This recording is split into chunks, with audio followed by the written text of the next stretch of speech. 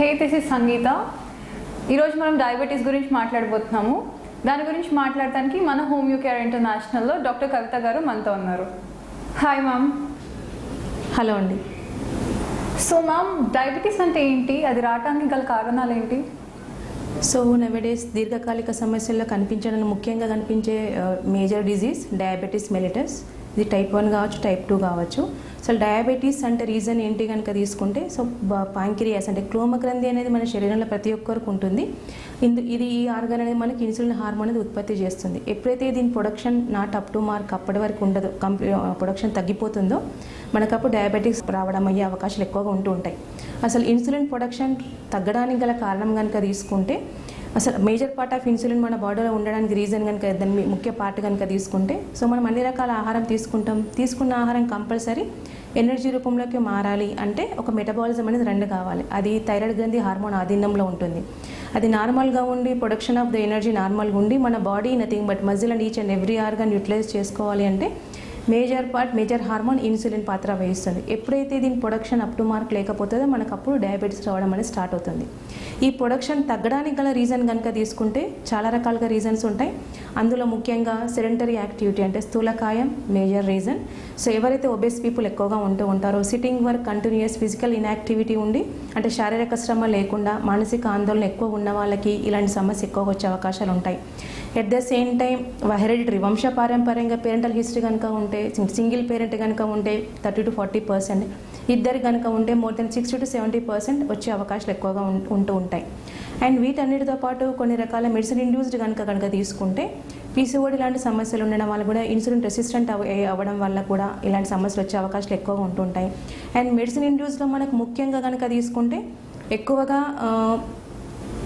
Corticosteroids ఎక్కువ usage చేయడం, corticosteroids in the sense చర్మ వ్యాధికి కనుక యూస్ చేస్తుంటే కనుక ఇలాంటి సమస్యలు ఎక్కువ రావడం, అండ్ అస్థమాటిక్ లాంటి ప్రాబ్లం ఉండడం వల్ల కానీ, ప్రెడ్నిజోల్ లాంటి స్టెరాయిడ్ ఎక్కువ యూస్ చేయడం వల్ల కానీ, కొన్ని రకాల ఆటో ఇమ్యూన్ డిజార్స్ కనుక తీసుకుంటే రుమటైడ్ నవేడేస్ ఇవి చాలా పెరుగుతున్నాయి. కీళ్ళవాతం అంటే రుమటైడ్ ఆర్థరైటిస్ కానీ, ఎస్ఎల్ఈ ఆర్థరైటిస్ కానీ, ఇలాంటి కాంప్లికేషన్స్ ఉన్న వాళ్ళకి maximum they will take more steroids.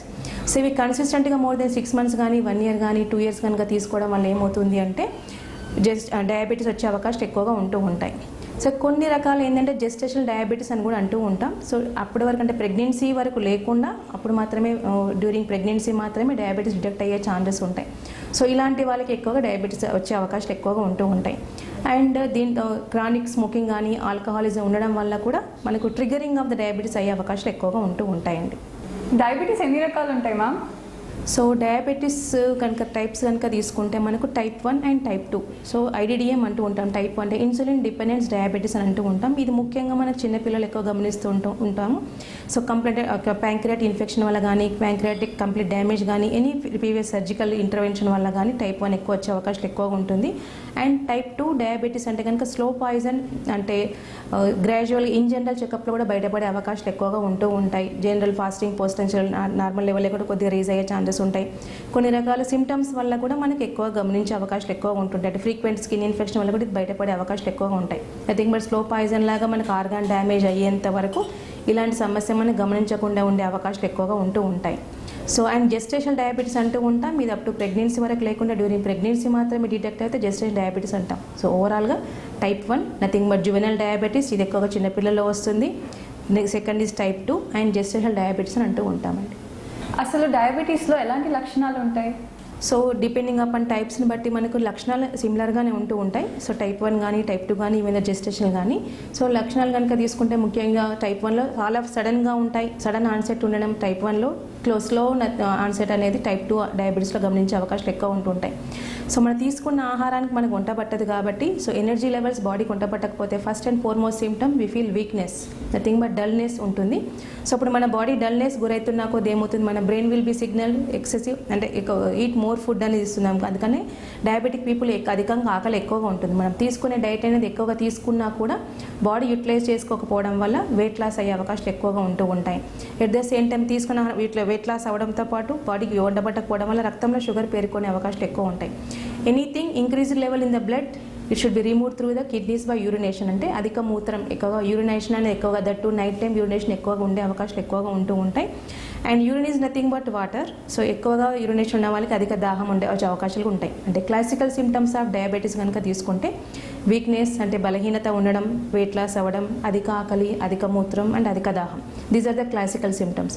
But compulsory ఇవందరికీ అన్నీ ఉండాలని లేదు. టైప్ 1లో మాత్రం ఏమైనా సడన్గా ఉంటాయి. టైప్ 2లో ఇవి ఎలాంటి లక్షణాలు లేకుండా కూడా గ్రాడ్యువల్గా జస్ట్ వీక్నెస్, మయాలజియా ఉంది కదా అని జనరల్ చెకప్లో బయటపడిపోయి తొందరగా స్కిన్ ఇన్ఫెక్షన్స్, ఎలాంటి ఇన్ఫెక్షన్స్ తొందరగా తగ్గకుండా కేసెస్ కూడా ఉంటూ ఉంటాయి. Frequent UTS, urinary tract infection ఫ్రీక్వెంట్గా రావడం, స్టైస్ అంటూ ఉంటాం, ఫ్రీక్వెంట్ స్టైస్ రావడం, అండ్ ఎలాంటి వూండ్ అంటే తొందరగా దెబ్బ తగిలినా కూడా తొందరగా ఇన్ఫెక్షన్స్ అనేది మనకి తొందరగా మానకపోవడం, అలాంటి టైంలో కూడా ఇన్ జనరల్గా మనకు భయపడే అవకాశాలు ఎక్కువగా ఉంటూ ఉంటాయి.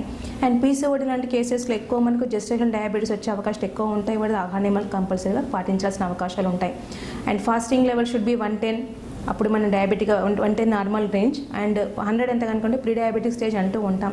పోస్ట్ లంచ్ లెవెల్ కనుక తీసుకుంటే 160 to 170 నార్మల్ రేంజ్. ఇది క్రాస్ అయిపోతే మనం డయాబెటిక్ లెవెల్గా పరిగణించే అవకాశాలు ఎక్కువగా ఉంటూ ఉంటాయండి. డయాబెటీస్ ఉన్న వాళ్ళకి ఎలాంటి టెస్ట్ చేయాలంటారు? So patient symptoms are very much important. లక్షణాలు కనుక తీసుకొని గ్రాడ్యువల్ వీక్నెస్ అవుతుందని, ఎలాంటి ఫుడ్ తిన్నా వంటబట్టలేదు, స్కిన్ ఇన్ఫెక్షన్ తగ్గట్లేదు అనేది patient observations are very much important. దానితో పాటు మనకు అసలు డయాబెటీస్ ఉందా లేదా అని కనుక్కోవడానికి జీటీటీ అంటూ ఉంటాం, గ్లూకోజ్ టాలరెంట్ టెస్ట్. ఇది ఎవ్రీ అవర్లో మనకు పెరిగే అవకాశం ఎక్కువ ఉంటుంది. దట్ విల్ బి అన్కంట్రోల్ కిందకి ఉండే అవకాశం ఉంటాయి. ఆల్రెడీ డయాబెటీస్ ఉన్న వాళ్ళు కనుక తీసుకుంటే ఫాస్టింగ్ లెవెల్స్ అంటే fasting blood sugar levels and post lunch blood sugar level చేస్తూ ఉంటారు. ఫాస్టింగ్ కనుక తీసుకుంటే 110 క్రాస్ అయితే కనుక దాన్ని డయాబెటిక్ కనుక పరిగణించాల్సిన అవకాశాలు ఎక్కువగా ఉంటూ ఉంటాయి. పోస్ట్ లంచ్ కనుక 170 క్రాస్ అయితే కనుక ఇట్ షుడ్ బి డయాబెటిక్ పరిగణించాలి. బట్ కొంతమందికి రెగ్యులర్ చెకప్లో 100 ఉంటుంది, consistently it will maintain 100. So ఇలాంటి వాళ్ళకి సిగ్నల్ ఏంటంటే ప్రీ డయాబెటిక్ స్టేజ్ కింద కన్సిడర్ చేయాలి. అప్పటి నుండే వాళ్ళ ఆహార నియమాలు జాగ్రత్తలు పాటించడం స్టార్ట్ చేయాల్సిన అవకాశాలు ఉంటుంటాయి. ఈవెన్ దో ఫ్యామిలీస్లో కనుక హెరిటరీలో కనుక డయాబెటీస్ ఉండి కన్సిస్టెంట్లీ ఫాస్టింగ్ అనేది 100 కనుక మెయింటైన్ అయితే ఆహార నియమాలు కంపల్సరీ పాటించాల్సిందే. They should take care and exercise లాంటిది వర్కౌట్ చేయాల్సిందే. అండ్ అసలు ట్రీట్మెంట్ ఆల్రెడీ స్టార్ట్ చేసిన తర్వాత డయాబెటీస్ కంట్రోల్లో ఉంటుందా లేదా అనేది మేజర్ ఫాస్టింగ్ పోస్ట్ లంచ్తో పాటు HbA1c is the major impact. So 3 months average diabetes కనుక కంపల్సరీ తీసుకుంటూ ఉండాలి. సో ఈ 3 months యావరేజ్ కనుక తీసుకుంటే ఇట్ షుడ్ బి 6 to 6.2. అప్పుడే మనకు గుడ్ డయాబెటిక్ అంటారు, లేకపోతే డయాబెటిక్ గుడ్ కంట్రోల్ అంటూ ఉంటారు. 6 బిలో కనుక ఉంటే నాన్ డయాబెటిక్ అంటూ ఉంటాం. 6.2 to 6.7 ఉంటే కనుక ఆల్మోస్ట్ నార్మల్ కంట్రోల్ కిందకి పరిగణిస్తారు. 7 కనుక 7.5 కనుక క్రాస్ అయితే కనుక పూర్ కంట్రోల్ అంటూ ఉంటారు. ఇలాంటి వాళ్ళు ఎక్కువగా మనకి అంటే ప్రోగ్నోసిస్ ఆఫ్ ద డయాబెటీస్ తెలుసుకోవడానికి కూడా this measurement is very much important. Treatment తీసుకున్న తర్వాత ఏ విధంగా కంట్రోల్ అవుతుందో కూడా దీన్ని మనం రూల్ అవుట్ చేసుకుంటూ ఉండాలి. అండ్ వీటన్నిటితో పాటు డయాబెటిక్ పీపుల్కి కంపల్సరీ ఎవ్రీ 6 months కొలెస్ట్రాల్ అంటే నథింగ్ బట్ లిపిడ్ ప్రొఫైల్ అని చేయించాల్సిన అవకాశాలు ఎక్కువ ఉంటాయి. ఎందుకంటే maximum they are more prone to get high cholesterol levels పెరిగే అవకాశాలు ఎక్కువగా ఉంటూ ఉంటాయి. అండ్ అధిక రక్తపోటు ఉండే డయాబెటీస్ ఉండే అధిక రక్తపోటు ఉన్న వాళ్ళకు కూడా కంపల్సరీ ఇది మనం రూల్ అవుట్ చేసుకోవాల్సిన వెరీ మచ్ ఇంపార్టెంట్. ఎందుకంటే దట్ షుడ్ ఆల్సో అండర్ కంట్రోల్గా ఉండాల్సిందే. చాలామందికి కాంప్లికేషన్స్లో ఆర్థరోపతీస్ కూడా వస్తూ ఉంటాయి. అలాంటి ఫ్రోజన్ షోల్డర్ లాంటి ఏమైనా ఉన్నా కూడా ఎక్స్రే కూడా తీసుకోవాల్సిన అవకాశాలు ఎక్కువగా ఉంటూ ఉంటాయి. And depending upon patient demand కూడా మనకి డయాగ్నోస్టిక్ అప్రోచ్ తేడా ఉండే అవకాశాలు ఉంటాయండి. డయాబెటీస్ ఉన్న వాళ్ళు ఎలాంటి జాగ్రత్తలు తీసుకోవాలి? డయాబెటీస్ అనేది చాలా దీర్ఘకాలిక సమస్య కాబట్టి కొంతమంది కంట్రోల్ ఉంటుంది, కొంతమందికి అన్కంట్రోల్ ఉంటుంది. Controlling in the sense fasting below 100 లోపల ఉంటే control, and post lunch 160, 170 control. But even the ones గా డయాబెటిక్ అంటే మాత్రం diet and management part is very much important. తీసుకోవాల్సిన జాగ్రత్తలు కనుక తీసుకుంటే ఇప్పుడు డయాబెటీస్ రావడానికి రీజన్ కనుక హై కార్బోహైడ్రేట్ లెవెల్స్ ఎక్కువగా బాడీలో ప్రొడక్షన్ అవ్వడం. సో తీసుకున్నానే ఇమ్మీడియట్గా రేజ్ అయ్యే ఛాన్స్ ఎక్కువగా ఉంటుంది కాబట్టి అలాంటి ఫుడ్ని కంపల్సరీ అవాయిడ్ చేయాలి. Nothing but high rich carbohydrates compulsory, floor food కానీ అవాయిడ్ చేయాలి. పిండి పదార్థాలను కంప్లీట్గా అవాయిడ్ చేయాలి. కూల్ డ్రింక్స్ కానీ, స్మోకింగ్ కానీ, డ్రింకింగ్ కానీ they should, and alcoholism nothing but కంప్లీట్గా దే షుడ్ అవాయిడ్. షుగర్ అనే పదార్థాలను కొద్దిగా తగ్గించుకోవాలి. నథింగ్ బట్ ఫుడ్స్ కావచ్చు, స్వీట్స్ కావచ్చు, ఎనీథింగ్ అది కంపల్సరీ మ్యాండేటరీగా మానేయాల్సిన అవకాశాలు ఎక్కువ ఉంటాయి. ఐస్ క్రీమ్స్ కానీ అది కంపల్సరీగా మ్యాండేటరీగా మానేయాలి. హై రిచ్ ప్రోటీన్ డైట్ తీసుకోవడం okay, but high fat rich diet అనేది కంపల్సరీ వేపుడు పదార్థాలు అవాయిడ్ చేయాల్సిన అవకాశాలు ఎక్కువ ఉంటాయి. ఆయిల్ కూడా వాళ్ళు తీసుకోవాల్సిన కూడా చాలా జాగ్రత్తలు పాటించాలి. At the same time not even diet పరంగానే కాకుండా తీసుకోకుండా ఫ్రూట్స్ కనుక తీసుకోవడం మనకి సీతాఫల్ కానీ, సపోటా కానీ, మ్యాంగో కానీ, అండ్ ఇలాంటి బనానా కానీ, స్వీట్ గ్రేప్స్ అంటే black grapes and green grapes కానీ కంప్లీట్గా వాళ్ళు అవాయిడ్ చేయాల్సిన అవకాశాలు ఎక్కువగా ఉంటూ ఉంటాయి. కానీ వీళ్ళకి ఒక క్వశ్చన్ ఏంటి, మరి తీసుకోవాల్సింది ఏంటి అన్న క్వశ్చన్ కూడా ఎక్కువగా ఉంటుంది. సో ఇలాంటి వాళ్ళు కంపల్సరీ పప్పయ్య ఇలాంటి ఫుడ్ ఎక్కువగా తీసుకోవచ్చు, జామకాయలను తీసుకోవచ్చు, బ్లాక్ బెర్రీస్ తీసుకోవడం వల్ల కూడా ఇబ్బంది ఏముండదు. That is good for kidneys. At the same time high protein rich diet తీసుకోవడం వల్ల ఇబ్బంది ఏముండదు. అండ్ తృణధాన్యాలు అంటూ ఉంటాం, స్ప్రౌట్స్ తీసుకోవడం వల్ల ఏమవుతుందంటే ఎనర్జీ లెవెల్స్ అనేది మ్యాక్సిమం మెయింటైన్ అయ్యే ఛాన్సెస్ ఉంటాయి. మ్యాక్సిమం మనకు కావాల్సింది ఏంది, డయాబెటిక్ ఉన్న వాళ్ళకి సడన్గా హై కార్బోహైడ్రేట్ తీసుకోవడం వల్ల రక్తంలో షుగర్ పేరుకొని పోతుంది, వంట పట్టదు. So sugar levels immediate rise అవుతుంటాయి. సో ఇలాంటి కాకుండా సో మన ప్రోటీన్ రిచ్ డైట్ ఎక్కువగా తీసుకోవడం వల్ల ఏమవుతుంది అంటే సప్లిమెంటేషన్ వైజ్ ఉంటుంది. స్లోగా గ్రాడ్యువల్గా ఏంటంటే షుగర్ లెవెల్స్ మన బాడీకి ఉండబడుతూ ఉంటాయి కాబట్టి sudden rising of the sugar ఉండకుండా గుడ్ కంట్రోల్కి వెళ్ళే అవకాశం ఉంటుంది కాబట్టి తృణధాన్యాలు తీసుకోవచ్చు. And at the same time exercise part కనుక తీసుకుంటే ఒబెసిటీ ఈజ్ మేజర్ ఫ్యాక్ట్ కాబట్టి compulsory they should work hard. Nothing but workout అనేది చేయాలి. Minimum 20 minutes to half an hour చేయాల్సిన అవకాశం ఎక్కువ ఉంటుంది. ఎందుకంటే obesity that to central obesity పొట్ట దగ్గర ఫ్యాట్ ఎక్కువ ఉండడం కూడా one of the major reason కాబట్టి ఈవెన్ దో ట్రీట్మెంట్ తీసుకున్నా కూడా వాళ్ళు డైట్ అండ్ మేనేజ్మెంట్ పార్ట్ కంటే ఎక్సర్సైజ్ సరిగా చేయకపోతే it may go to uncontrol, మళ్ళీ ఇన్సులిన్ డిపెండెన్సీ చేయాల్సిన అవకాశాలు ఎక్కువగా ఉంటాయి కాబట్టి they should take care. At the same time triggering factor కనుక తీసుకుంటే alcoholism is one of the major impact triggering. Even though treatment తీసుకుంటున్నా కూడా ఎన్ని రకాల మెడికేషన్ వాడడం వల్ల కూడా షుగర్ లెవెల్స్ రేజ్ అవుతుంటాయి చాలా మందిలో. మ్యాక్సిమం అది క్రానిక్ స్మోకర్స్లో కానీ అంటే నథింగ్ బట్ క్రానిక్ ఆల్కహాలిజం ఎక్కువ తీసుకోవడం వల్ల కూడా ఇలాంటి సమస్యలు ఎక్కువ ఉంటాయి. They should avoid that one completely unless until sugar కంట్రోల్లోకి రాదు. చాలామందికి డౌట్ తినగానే అంటే కీళ్ళ నొప్పులు ఉన్నాయి, ఆల్రెడీ డయాబెటీస్ ఉంది, వాకింగ్ చేయడానికి ఇబ్బంది అవుతుంది అంటే కనుక మేజర్ ఇంపాక్ట్ డయాబెటీస్ ఉన్న వాళ్ళకి అన్కంట్రోల్ నుంచి కంట్రోల్ అవడానికి మోడరేట్ ఎక్సర్సైజ్ చేయొచ్చు. ఒబేసిటీ ఉన్న వాళ్ళు లాంగ్ వాక్ కంటే కూడా మామూలుగా థ్రెడ్మిల్ లాంటి ఎక్సర్సైజ్ చేయడానికంటే కూడా సైక్లింగ్ లాంటి చేయడం వల్ల ఇబ్బంది ఏమీ ఉండదు. అండ్ వాకింగ్ అనేది very much important. And gym ప్రతి ఒక్కరికి జిమ్ అనే కాదు, వాళ్ళ బాడీ వాళ్ళకున్న కాంప్లికేషన్స్ బట్టి దే కెన్ టేక్ కేర్. ఆ విధంగా తీసుకుంటే బ్రిస్క్ వాక్ కానీ యోగా కానీ సూర్య నమస్కారాలు చేయడం వల్ల బాడీ పైన ప్రెషర్ అనేది పడకుండా మోకాళ్ళ నొప్పులు ఉన్న వాళ్ళు కూడా వాళ్ళకి ఈజీగా చేసుకునే అవకాశాలు ఎక్కువగా ఉంటాయండి. సో ఇలాంటి డైట్ కనుక మెయింటైన్ చేస్తూ ఉంటే ఎర్లీ అంటే స్ట్రెస్ డయాబెటీస్ ఉన్న వాళ్ళకి ఎర్లీగా డైట్ అండ్ మెడిసిన్ కనుక ఎర్లీగా స్టార్ట్ చేస్తే గుడ్ కంట్రోల్తో పాటు టోటల్ కరెక్షన్ కేసెస్ కూడా మన దగ్గర ఉన్నాయండి. హోమియోకేర్ ఇంటర్నేషనల్లో డయాబెటీస్కి ఎలాంటి చికిత్సా విధానాలు ఉన్నాయి అండ్ సక్సెస్ రేట్ ఎలా ఉంది? యాక్చువల్లీ చాలా రకాలుగా విజిట్ అవుతూ ఉంటారు. ఈరోజు డయాబెటీస్ రావడంతో పాటు గుడ్ కంట్రోల్ అండ్ అన్కంట్రోల్ ఉంటుంది, స్ట్రెస్ డయాబెటీస్ ఉంటూ ఉన్నాయి. And complications of the diabetes కూడా ఉండే అవకాశాలు ఎక్కువగా ఉంటున్నాయి. సో కొంతమంది 1 year నుంచి 2 years హిస్టరీ ఉన్న వాళ్ళు కానీ లేకపోతే హెరిటరీ కనుక లేని వాళ్ళు కానీ స్ట్రెస్ డయాబెటీస్ ఉన్న వాళ్ళు కూడా కానీ సో మన హోమియో చికిత్స వాడడం వల్ల ఏంటంటే line of action of the disease మనకి ఇచ్చే ప్రిస్క్రిప్షన్ అనేది constitutive prescription, that is major classical method. ఇచ్చే మెడిసిన్ యాక్షన్ కనుక తీసుకుంటే యాక్షన్ ఆఫ్ ద మెడిసిన్ మన గ్లాండులర్ స్టిమ్యులేషన్ అంటే ప్యాంక్రియాస్లో ఉండే బీటా సెల్స్ స్టిమ్యులేట్ చేయడం వల్ల ఏమవుతుంది అంటే ఇన్సులిన్ ప్రొడక్షన్ బాడీలో ఉత్పత్తి అయ్యే ఛాన్స్ ఎక్కువ ఉంటాయి. సో బాడీలో ప్రొడక్షన్ కనుక గ్రాడ్యువల్గా పెరుగుతున్న కొద్ది ఏమవుతుందంటే మన కాంప్లికేషన్స్ రాకుండా ఉండే అవకాశాలు ఉంటాయి. At the same time uncontrol నుంచి గుడ్ కంట్రోల్కి వచ్చే అవకాశాలు ఉన్నాయి. ఎవరైతే 2 to 3 years లోపల కనుక డయాబెటీస్ వచ్చిన వాళ్ళకి డోసేజ్ కూడా రిమూవ్ అయిన కేసెస్ నెంబర్ ఉన్నాయి. More than 90 to 100% success rates ఉన్నాయి. దీంతోపాటు కొంతమంది 3 to 5 years హిస్టరీలో వచ్చిన వాళ్ళు ఉంటారు. So 3 to 5 years history that they enter to uncontrol డయాబెటీస్కి వెళ్ళిపోయే ఛాన్సెస్ ఉంటాయి. ఆల్మోస్ట్ వాళ్ళకి ఇన్సులిన్ తీసుకోవాలని చెప్పిన కేసెస్ కూడా ఎక్కువ ఉంటూ ఉంటాయి. సో ఇలాంటి అన్కంట్రోల్ డయాబెటీస్ కూడా హోమియో చికిత్స వాడడం వల్ల ఏమవుతుందంటే సో వాళ్ళకి మెడిసిన్ రిమూవల్ అనేది చేయకుండా ఇప్పుడు మనం తీసుకునే మెడికేషన్ వల్ల కాంప్లికేషన్స్ రాకుండా జాగ్రత్తలు పాటించుకుంటూ at the same time uncontrol నుంచి కంట్రోల్ అవడంతో పాటు HbA1c అనేది 6 to 6.2 రేంజ్ మెయింటైన్ అవుతూ ఇన్సులిన్ రూపంలో ఇంజెక్షన్స్ అవసరం లేని కేసెస్ నెంబర్ ఆఫ్ కేసెస్ ఉన్నాయి. దీంతోపాటు కొంతమంది already insulin dependency more than 5 years అయిపోయింది, 10 years అయిపోయింది, అన్కంట్రోల్ వెళ్ళామండి మేము ఇన్సులిన్ రెసిస్టెన్స్కి ఆల్మోస్ట్ ఇన్సులిన్ ఇంజెక్షన్స్ తీసుకుంటున్నాం, but still our diabetes not is under control లేదండి అన్న వాళ్ళు కూడా వస్తాయి. సో ఇలాంటి కేసెస్కి ఏంటంటే ఇన్సులిన్ తీసేయకపోయినా కూడా కాంప్లికేషన్స్ తగ్గించుకోవచ్చు, అన్కంట్రోల్ డయాబెటీస్ కంట్రోల్కి తేవచ్చు. దాంతోపాటు ఇన్ఫెక్షన్స్ అనేది రాకుండా అంటే హోమియో చికిత్స పనిచేసేది మనకి ఇమ్యూనిటీ పవర్ మీద కాబట్టి so diabetic people will welcome all infections, అన్ని రకాల ఇన్ఫెక్షన్ వాళ్ళకి వచ్చే ఛాన్సెస్ ఉంటాయి. ఒకసారి హోమియోపతి చికిత్స కనుక స్టార్ట్ చేస్తే ఇమ్యూనిటీ పవర్ బూస్టప్ అవుతడంతో పాటు ప్రోగ్రెస్ ఆఫ్ ద డిజీజ్ అంటే వ్యాధి ముదరకుండా ప్రోగ్నోసిస్ గుడ్ అయితో పాటు అన్కంట్రోల్ నుంచి అన్కంట్రోల్ అవ్వడంతో పాటు సక్సెస్ అయ్యే ఛాన్సెస్ ఉంటాయి. How when they are coming to the doctor అనేది very much important.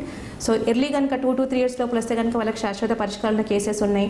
3 to 5 years ఉన్న కేసెస్లో వాళ్ళకి ట్యాపరింగ్ ఆఫ్ ద డోసెస్ అంటే ఇన్సులిన్లకు వెళ్ళనున్న కేసెస్ ఉన్నాయి. At the same time insulin already తీసుకున్న వాళ్ళకి ఏంటంటే ఇన్సులిన్ రిమూవ్ లేకపోయినా కాంప్లికేషన్స్ లేకుండా చాలా సక్సెస్ అయిన కేసెస్ ఉన్నాయి. And demand of the patient also very much important. That to కొంతమంది చాలామంది డయాబెటీస్ ఉందండి, నేను మెడిసిన్స్ వాడుతున్నారు, బట్ స్టిల్ ప్రెగ్నెన్సీ రావట్లేదు అన్న కేసెస్ కూడా ఉన్నాయి. సో ఇన్ఫర్టిల్ లాంటి కేసెస్, అన్కంట్రోల్ డయాబెటీస్ కూడా మన మెడిసిన్స్ వాడడం వల్ల సక్సెస్ అయిన కేసెస్ ఉన్నాయి.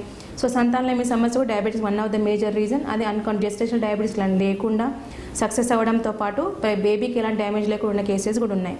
At the same time complications of diabetes కనుక తీసుకుంటే నెంబర్ ఆఫ్ కేసెస్ ఉంటాయి. Peripheral neuropathy is a major impact. Almost 3 years నుంచి నేను ట్యాబ్లెట్స్ వాడుతున్నానండి, బట్ స్టిల్ వరికాల మంటలు తిమ్మిలు తగ్గట్లేదండి, సివియర్గా మంటలు వస్తున్నాయి అనే కేసెస్ ఎక్కువగా ఉంటూ ఉంటాయి. So homeopathy action of the medicine ఉండడం ఏంటి అంటే నర్వ్ డ్యామేజ్ని ఫస్ట్ కరెక్షన్ చేస్తుంది కాబట్టి, సో ఫస్ట్ థింగ్ మంటలు తగ్గిపోవడం, తిమ్మిరి తగ్గిపోవడం, నార్మల్గా అయిన కేసెస్ నెంబర్ ఆఫ్ కేసెస్ ఉన్నాయి. At the same time numbness కూడా మనకు రీజనరేట్ అయిపోయి నార్మల్గా అయిన కేసెస్ ఉన్నాయి. So even though higher doses of medicines బయట తీసుకున్న అదర్ సిస్టంలో అండ్ ఇంజక్షన్లు తీసుకున్నా కూడా ఇలాంటి కాంప్లికేషన్ తగ్గకుండా ఓన్లీ ఫర్ దట్ రీజన్స్ వచ్చిన కేసెస్ ఉన్నాయి. అలాంటి కేసెస్లో మనకు more than 80 to 90% success rates ఉన్నాయి. In case of frozen shoulders అంటూ ఉంటాం, అంటే సివియర్గా బాడీ జాయింట్ పెయిన్స్ వస్తూ ఉంటాయి. సో అండ్ షోల్డర్ పెయిన్స్ ఎక్కువ ఉంటాయి. Restricted movement of the shoulder, nothing but single movement కూడా వాళ్ళు చేసుకోలేని పరిస్థితి, రోజువారీ పనిని కూడా చేయలేని పరిస్థితి ఉంటుంది. సో ఇలాంటి కేసెస్లో కూడా హోమియో చికిత్స వాడడం వల్ల ఏమవుతుందంటే, అంటే they are already running the medicine వాడతాం పాటు హాఫ్ అన్ అవర్ గ్యాప్ ఇచ్చి కూడా మన మెడిసిన్ వాడడం వల్ల ఫ్రోజన్ షోల్డర్ నార్మల్ అవుతూ, రిస్ట్రిక్టెడ్ మూవ్మెంట్ పెయిన్ తగ్గిపోయి, రిస్ట్రిక్షన్ ఆఫ్ ద మూవ్మెంట్ ఆ జాయింట్ కంప్లీట్గా నార్మల్గా అవుతూ, movement normal without pain they can do నార్మల్గా చూసిన వర్క్ అయినా చేసుకునే కేసెస్ కూడా నెంబర్ ఆఫ్ కేసెస్ ఉన్నాయి. And one more the complication of diabetes కనుక తీసుకుంటే నెఫ్రోపతి అంటూ ఉంటాం. అండ్ అన్కంట్రోల్ డయాబెటీస్ ఉన్న వాళ్ళకి ఎక్కువగా నెఫ్రోపతి వచ్చే ఛాన్సెస్ ఉన్నాయి. Kidney will be under pressure, they may go to hyper tension రావచ్చు, లేకుంటే సీకేటీ లాంటి ఇంటర్వ్యూ కేసెస్ ఎక్కువగా ఉంటూ ఉంటాయి. కిడ్నీ వాపులు, హైడ్రోనెఫ్రోసిస్ కిడ్నీ వాపులు కానీ కాళ్ళలో వాపులు కూడా వచ్చే ఛాన్సెస్ ఎక్కువగా ఉంటూ ఉంటాయి. ఫ్రీక్వెంట్గా ఇన్ఫెక్షన్స్ వచ్చే ఛాన్సెస్ ఉంటాయి. సో ఇలాంటి కేసెస్ కూడా హోమియో చికిత్స వాడడం వల్ల ఏంటంటే ఇన్ఫెక్షన్స్ ఫ్రీక్వెంట్గా తగ్గిపోవడం, యూటీఎస్ ఫ్రీక్వెంట్గా తగ్గిపోవడంతో పాటు కంట్రోల్ రావడం, షుగర్ లెవెల్స్ యూరిన్లో వెళ్లకుండా ఉండడం, నార్మల్గా మెయింటైన్ అవ్వడం, సీకేటీ రాకుండా జాగ్రత్తలు పాటించుకుంటూ, హైడ్రోనెఫ్రోసిస్ లాంటి ఇబ్బందులు లేకుండా కిడ్నీ ఫంక్షనింగ్ యూనిట్ని నార్మల్గా మెయింటైన్ చేసిన రివర్స్ అయిన కేసెస్, నార్మల్గా అయిన కేసెస్ కూడా నెంబర్ ఆఫ్ కేసెస్ మనం గమనించాం. ఇందులో కూడా మనకు more than 80 to 90% success rates ఉన్నాయండి. And one more the complications of the diabetes కనుక తీసుకుంటే ఫ్రీక్వెంట్ స్కిన్ ఇన్ఫెక్షన్స్.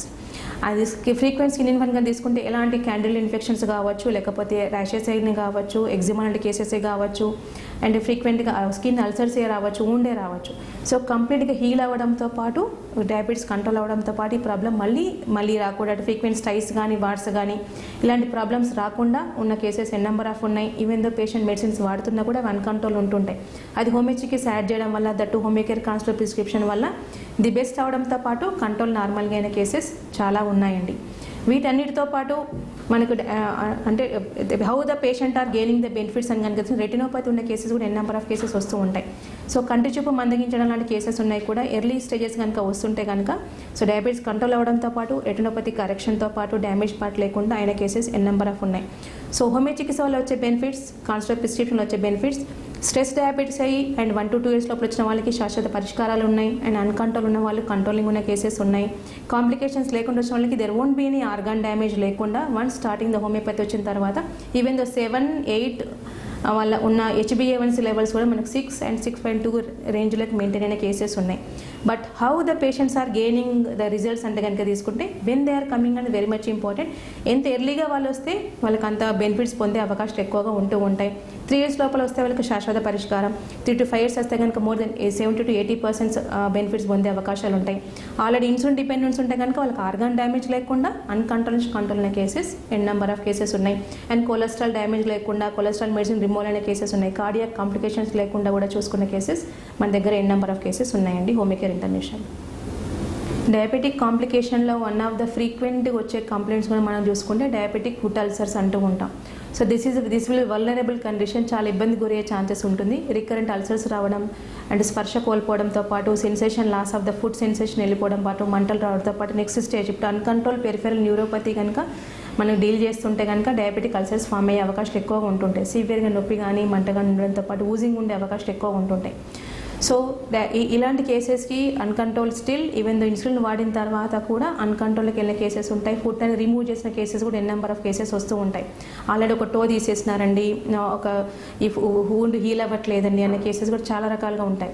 సో ఇలాంటి కేసెస్ కూడా మన దగ్గర నెంబర్ ఆఫ్ కేసెస్ సక్సెస్ అనేవి చాలా ఉన్నాయి. నథింగ్ బట్ కంట్రోల్ అవ్వడంతో పాటు ఆ వూండ్ టోటల్గా హీల్ అవ్వడంతో పాటు మళ్ళీ ఫార్మేషన్ అనేది లేకుండా ఊజింగ్ తగ్గిపోతూ నొప్పి మంట తగ్గిపోతూ regeneration of that nerve, nothing but circulation పెరగడంతో పాటు నర్వ్ కరెక్షన్ కూడా అయిన కేసెస్ ఎన్ నెంబర్ ఆఫ్ ఉన్నాయి. కాబట్టి peripheral neuropathy and diabetic foot ulcers కానివ్వండి, లేకపోతే అలా నమ్నెస్ ఆఫ్ ద ఫుట్ లాంటి కేసెస్ కూడా కానివ్వండి, ఎన్ నెంబర్ ఆఫ్ కేసెస్ మన దగ్గర సక్సెస్ అయినవి ఉన్నాయి. చాలామంది డౌట్ ఏంటుందంటే ఆల్రెడీ డయాబెటీస్కి మేము అలోపతి వాడుతున్నాం, బట్ దాంతోపాటు హోమియో చికిత్స వాడొచ్చా వాడొద్దా, సడన్గా రిమూవ్ చేసి ఇబ్బందులు ఏమైనా ఉంటాయి అన్న కేసులు ఎన్ నెంబర్ ఉంటాయి. నో డౌట్ ఆల్రెడీ రన్నింగ్ అవుతున్నా కూడా వాళ్ళకి ఇబ్బందులు ఉన్న కేసెస్ ఎక్కువగా ఉంటుంటాయి కాంప్లికేషన్స్లో. సో ఇలాంటి వాటికి కూడా మన దగ్గర ట్రీట్మెంట్ తీసుకోవడం వల్ల ఏమవుతుంది, well being nothing but quality of life improve అవడంతో పాటు కాంప్లికేషన్స్ రాకుండా ఉండడంతో పాటు వచ్చిన టోటల్గా హీల్ అయిన కేసెస్ ఉన్నాయి, న్యూరోపతి అండ్ అల్సర్స్ కూడా. సో అలాంటి వాటి కూడా సర్జరీ వరకు వెళ్లకుండా diabetic foot and nothing but damage పార్ట్ని కరెక్షన్ అవుతూ నార్మల్గానే కేసెస్ మన దగ్గర చాలా రకాలుగా ఉన్నాయి. ఇలాంటి కేసెస్లో more than 80 to 90% success rates ఉన్నాయండి. ఇర్రెస్పెక్టివ్ ఆఫ్ ఏజ్, చిన్నపిల్లలు కానీ పెద్దవాళ్ళు కానీ డయాబెటీస్ ఎక్కువ గమనిస్తున్నాం. కాకపోతే చిన్నపిల్లలు కనుక డయాబెటీస్ వస్తే చాలా ఇబ్బందులు గురయ్యే ఛాన్స్ ఎక్కువ ఉంటాయి. ఎందుకంటే మన బాడీకి అయితే మానసిక ఎదుగుదల కానీ శారీరక ఎదుగుదల కానీ ఏ విధంగా అయితే థైరాయిడ్ హార్మోన్స్ అవసరమో, సో డయాబెటీస్ ఉన్న వాళ్ళకి కూడా ప్రాబ్లం డ్యామేజ్ అయ్యే ఛాన్స్ ఎక్కువ ఉంటాయి. ఎందుకంటే హైట్ ప్రాబ్లం కానీ, లేకుంటే సెకండరీ సెక్షువల్ క్యారెక్టర్స్ కానీ, లేకపోతే ప్యూబర్టీ డిలేడ్ అవ్వడం కానీ, ప్రికాషన్స్ ప్యూబర్టీ రావడం కానీ ఇబ్బందులు గురయ్యే ఛాన్స్ ఎక్కువగా ఉంటూ ఉంటాయి. సో వీళ్ళకి compare to middle age group, old age group వైపుల కంటే కూడా చిన్నపిల్లలు కనుక డయాబెటీస్ వస్తే కనుక చాలా లాస్ గురయ్యే అవకాశాలు ఎక్కువగా ఉంటూ ఉంటాయి. కాంప్లికేషన్స్ ఎక్కువ వచ్చే ఛాన్సెస్ ఎక్కువగా ఉంటూ ఉంటాయి. సో ఇలాంటి వాళ్ళలో కూడా scope of homeopathy the best ఉందండి. ఎందుకంటే చిన్నపిల్లలు అండ్ ఏజ్ గ్రూప్లో ఇన్ఫెక్షన్స్ అనేది ఫ్రీక్వెంట్గా రావడం, ఇమ్యూనిటీ పవర్ రియల్గానే తక్కువ ఉంటుంది. బట్ డయాబెటిక్ ఉన్న వాళ్ళకి ఇలాంటి సమస్యలు ఇంకా వల్నరబుల్ కండిషన్ అయ్యే ఛాన్స్ ఎక్కువగా ఉంటూ ఉంటాయి. వాళ్ళు మ్యాక్సిమం ఇన్సులిన్ డిపెండెన్సీలో ఎక్కువగా వెళ్ళే అవకాశాలు ఎక్కువగా ఉంటూ ఉంటాయి. సో వీళ్ళలో scope of homeopathy the best ఉండే అవకాశాలు ఉంటాయి. And prognosis of the diabetes the best అయిన ఛాన్సెస్ ఎక్కువ ఉన్నాయి. ఎందుకంటే homeopathy action of the medicine పనిచేసేది ఇమ్యూనిటీ పవర్ మీద కాబట్టి, సో బూస్టప్ ఆఫ్ ద ఇమ్యూనిటీతో పాటు ఫ్రీక్వెంట్ ఇన్ఫెక్షన్స్ రాకుండా, గ్రోత్ డిఫెక్ట్స్ లేకుండా, ఆర్గాన్ డ్యామేజ్ అనేది లేకుండా, at the same time quality of life improve అవడంతో పాటు ఫ్యూచర్ సేఫ్టీ ఉన్న కేసెస్ ఎన్ నెంబర్ ఉన్నాయి. There won't be any delayed puberty, everything will be under control, no organ damage. And dosage early కనుక వస్తే కనుక dosage కూడా తగ్గించుకునే పాసిబిలిటీస్ ఉన్నాయి. అండ్ కార్డియాక్ ప్రాబ్లమ్స్ లాంటి కానివ్వండి, ఇందాక మనం చెప్పుకున్నట్టు రెటినోపతిస్ లాంటి కానివ్వండి, organ damage anything but frozen shoulders లాంటి కానివ్వండి, లేకపోతే న్యూరోపతి లాంటి సమస్యలు కానివ్వండి, సంతానలేమి సమస్యలు కానివ్వండి, ఇలాంటి ఏమీ రాకుండా కూడా మనకు చిన్న పిల్లలు మనకు చూసుకోవచ్చు. అంటే ఎర్లీగానే అన్కంట్రోల్ నుంచి తొందరగా కంట్రోల్ రావడం వల్ల మనకి ఇలాంటి సమస్యలు లేకుండా కూడా చూసుకోవచ్చు. Nothing but they will enter into the safety zone and good ప్రోగ్నోసిస్ను వెళ్ళే పాసిబిలిటీస్ హోమియో చికిత్స వాడడం వల్ల చిన్నపిల్లలు మనకు పెంచుకోవచ్చండి.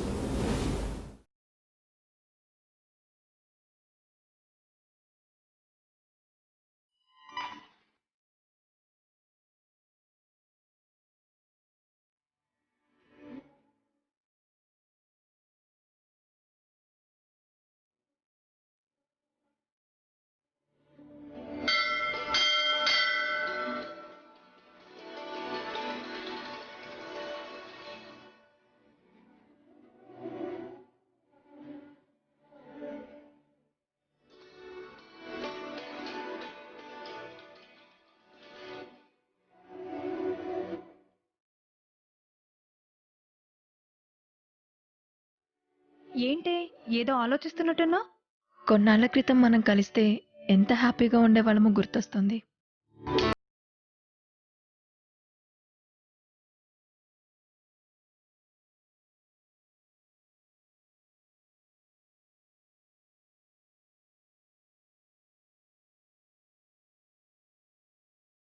చదువుకునే రోజుల్లో ఎంత సరదాగా ఆడుతూ పాడుతూ ఎంతో హ్యాపీగా ఉండేవాళ్ళం.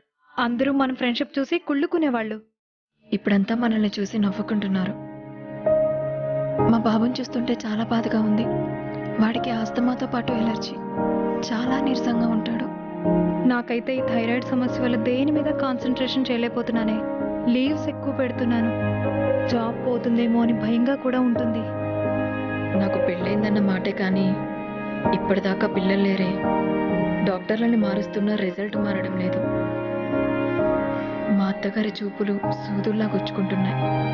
మన సమస్యలకి ఇంకా ఆ దేవుడే పరిష్కారం చూపించాలి.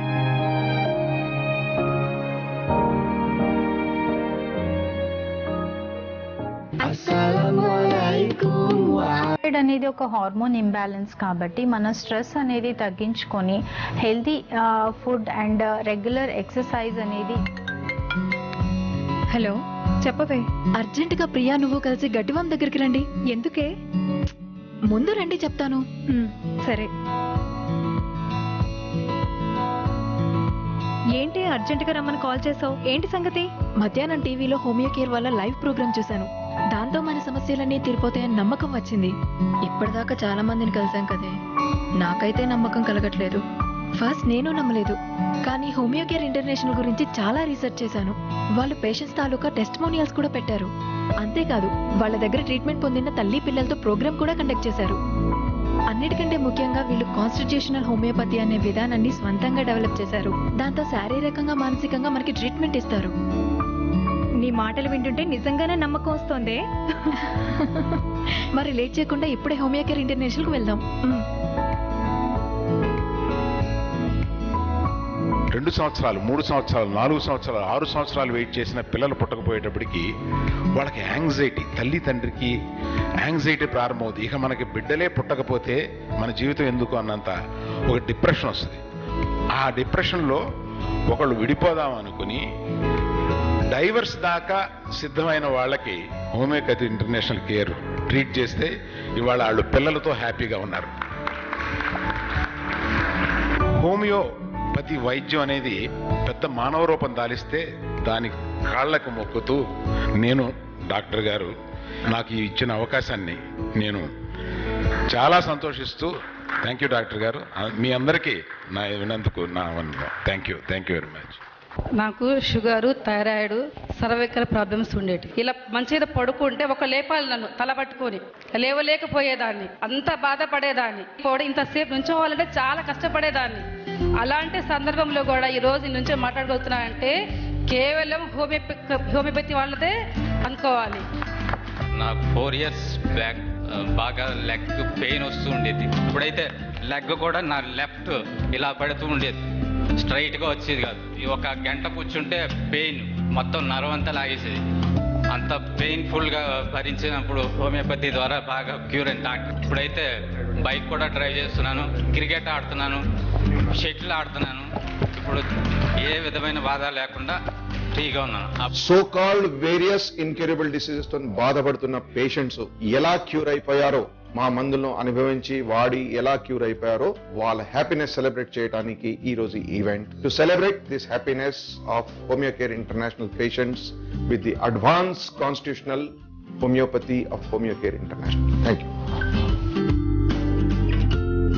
హోమియోకేర్ ఇంటర్నేషనల్ ఆరోగ్య